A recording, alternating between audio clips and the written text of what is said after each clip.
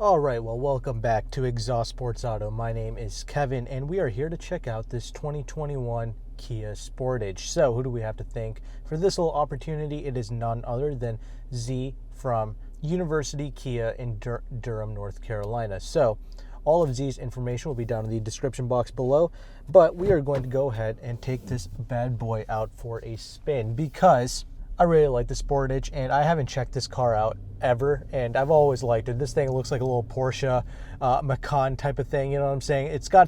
I think it's one of my most favorite looking Kia products, but I never got a chance to check it out. So 2021, though, this is most likely the absolute last year of this particular body style, so if you want it, this is going to be the last year of getting this particular model. Now, why is that important? Because when a model year is about to end, you usually get the best discount. So that's one of the reasons why I want to check this out. Let's go ahead, get out on the road and talk about, well, the looks you can kind of decide for yourself. Let me know in the comment section if you think it looks like a Porsche Macan or not.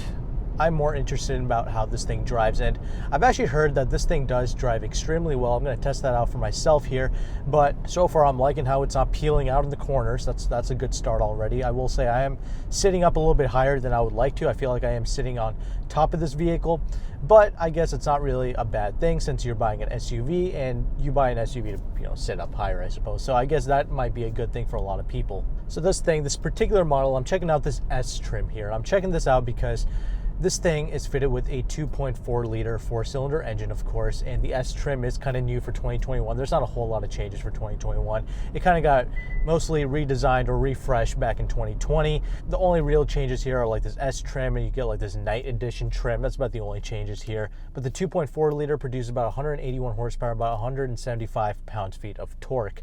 And there is a really nice SX turbo model that gets like 240 horses and about 260 pounds-feet of torque.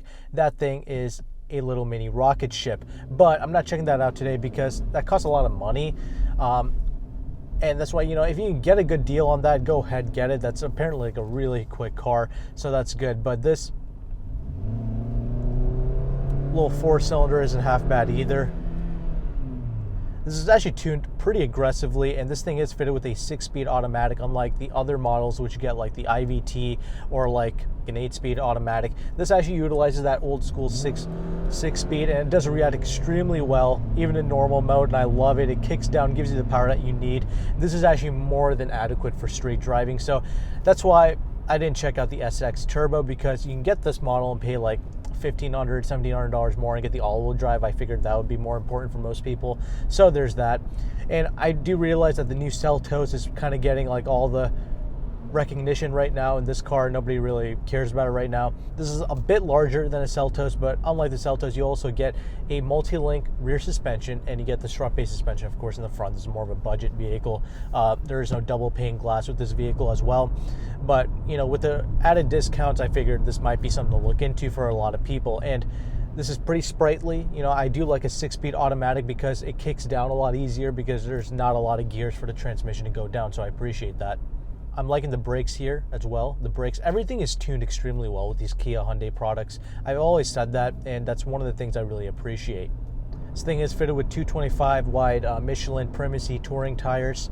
So the road noise is actually pretty low with this car, so I do like that.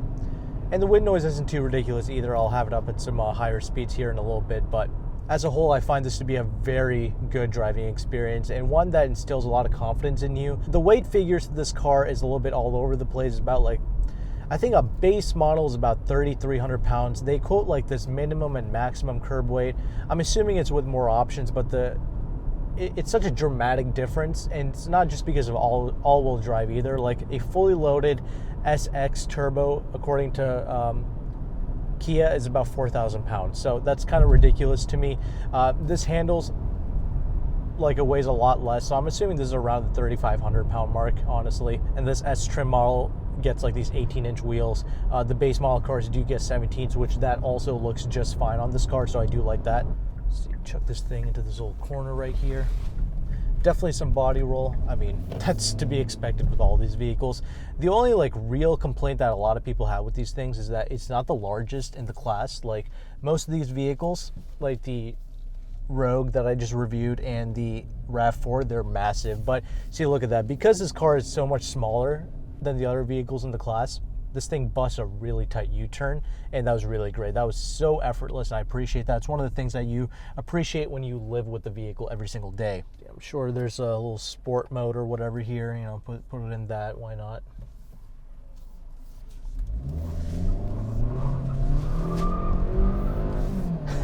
Kind of, of course, it kind of chirps its tire a little bit. I would add some good speeds right now. Not a lot of wind noise, not even a lot of tire noise, honestly. This is a really quiet car. I'm very surprised with how well this car, I'm really surprised at how refined this car is, despite it not having double pane glass. These cars are fitted with a lot of features as standard, like a lot of the safety features come as standard, and the lane keep assist is absolutely terrible, dude. That feels so strange, so obnoxious. I hate that, so you gotta turn that off. You know, I hate a lot of these safety features. They distract you from driving so much. They cause more problems than they do good. So I really hate that, but it is what it is. You know, a lot of people want this stuff, so you do get that here with these Kia Hyundai products as standard for the most part. And hard on the brakes here. Yeah, everything, you know, from a driving standpoint, this is great. This is honestly one of the better handling SUVs in the class. Some of that has to do with its little petite nature. Unfortunately, I've not driven like a newer CR-V, but I feel like that would be like the closest competition to this in terms of driving dynamics. This absolutely annihilates like RAV4s and, you know, things of that nature. They're so like kind of rolly, and yeah, this, you know, obviously the chassis still rolls on this thing, but like the grip, the mechanical grip is here, and it's actually a lot better than you would expect. It's enough to give you confidence in the vehicle. And honestly, Kia is all about the, you know, I've said this multiple times, usually some of the Kia products anyway, like they focus more on sport than actual refinement, but I'm glad to see all of the things are here with this car, both the refinement and the driving capability. So that's really great to see here. It's a nice little daily driver. Some of you might not like this seating position here. That's the only thing, especially if you're already a little bit taller, you do sit up a little bit higher in this vehicle. So that's something to note.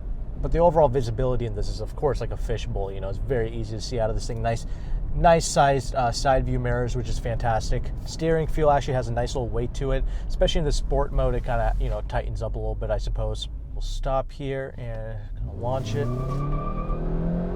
Will light up the front tires, of course, because these are more touring tires put on here, like Michelin touring tires, and not like an aggressive street tire. You know, like not like an extreme contact Continental or something like that. So you will kind of light up the tires at a launch, but these are still good tires, especially for cruising, so I do appreciate that. So yeah, you can drive this kind of aggressively, you know, have fun with it. You can also kind of chill in it and use it as a cruiser. It's kind of got like this nice little dual nature personality to it, which is great for a vehicle like this. And I do agree that this 4-cylinder, this 2.4 liter, it's more than enough, honestly. I think for most people, you don't need to step it up to that SX because it's a lot of money. You know, MSRP wise, about like $34,000. This is about $29,000, and I'm sure with some incentives you can get that a little bit lower. You know, gas mileage in this thing, some people say it's not the best, but that's on paper. You know, I think this thing is rated to get like what, like 26 city, like 30 on the highway, something like that. And I'm sure in real world you might be able to get a little bit better fuel economy than that, because these Kia Hyundai products, they usually do better than what their rated MPG is, as long as you're not like totally flooring this thing. So that's good. So yeah, that's kind of the drive summarized there. Does a great job in handling all my inputs. You know, you can actually have some legitimate fun with this car. This is a great little first car for a kid, honestly. You know, you could have a lot of confidence, you know, putting them inside of this car, because it does truly handle better than you would expect. And I like how this is one of the few newer Kia products that you can get with like this old school 6-speed automatic. So I guess that's pretty nice as well. Nice little backup camera here as well. It does have little lines on it too, so there is that.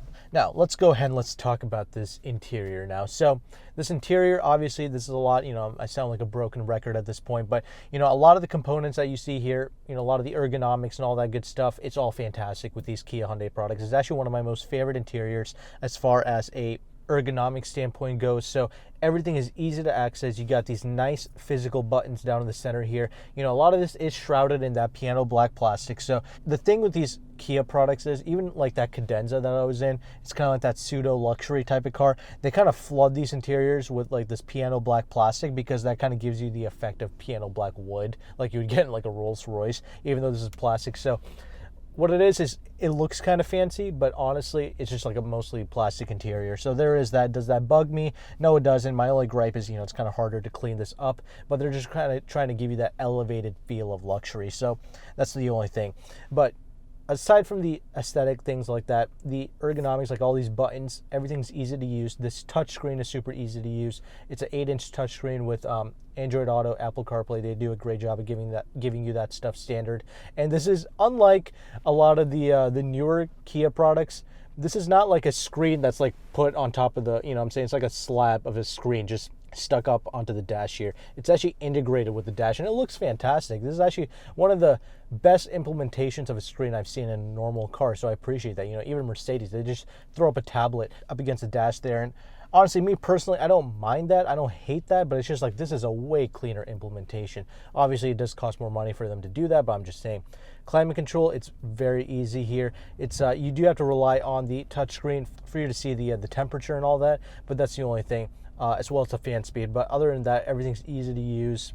You have heated seats with this particular S trim model, so that's pretty nice. You do kind of have like this pseudo leather effect for the seats here, and I love it, dude. Like, these seats are really good. I feel like they are of quality and they're gonna last a long time, so that's really great. The doors have a nice solid feel to them, which is pretty good. The steering wheel is fantastic. It's got a nice sporty feel to it. I mean, it is called a Sportage after all, so I'm glad that they're kind of living up to that name. It's kind of got like this flat bottom effect. It's very cool. I love this, man. It's got nice perforations on the side. It's a nice high quality steering wheel. It's a great thing to interact with every day. You even got little paddle shifters that you can use if you so want to. And I'm sure it's not a complete waste here because it's a great 6-speed automatic, similar to actually what Mazda uses, which I absolutely love. You got automatic headlights here, which is fantastic. You got one touch up and down windows, only for the driver's side window, which kind of sucks. I wish they did that for all 4 windows. And like I mentioned, no double pane glass. Sound system is actually not complete trash, which is great. This is not like the most upgraded sound system or anything like that, but it still sounds pretty good. Kia does a great job of giving you a good bass system basically to listen to, so I love that. They care about the things that actually matter to most people. Gauge cluster is the exact same as most Kia products. Very easy to read, no problems there. Good storage space. You can put a smaller phone in the middle. My Note 10 Plus will not fit in there. You kind of just make it work. You can just place it there, but won't fit completely. You got USB connectivity as well in there, and you get the electronic parking brake, your little drive mode selection. I kind of like to put in the normal mode, to be honest, but sport is pretty cool as well.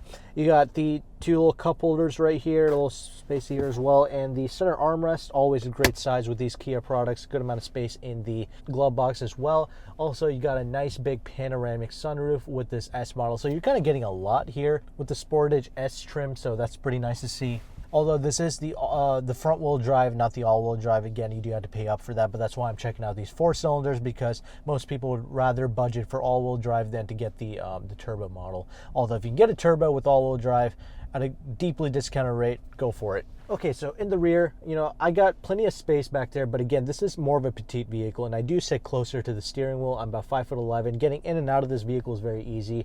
It's one of the reasons why people like these SUV things. So that's good.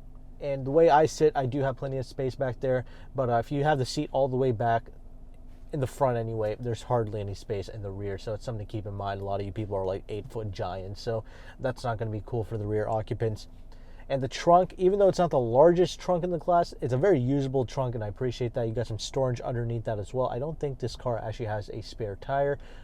Maybe there's like another layer. I didn't bother opening that up, but if there is one, great. If not, it is what it is. And you still got the same nice leather seats in the back as well. So nice, usable car, even though it's more of a petite nature, especially in the class. It's not as gargantuan as the RAV4 or the Rogue. A lot of people are going to enjoy driving this the most. Even at high speeds, the stability is good here. At 70 plus miles per hour, so that's good. There's no weird, ridiculous buffeting or unrefinements. This car is extremely comfortable, and the power is more than adequate. That 181 horsepower, they tuned it extremely well, even though it doesn't sound like a lot on paper. So there is that.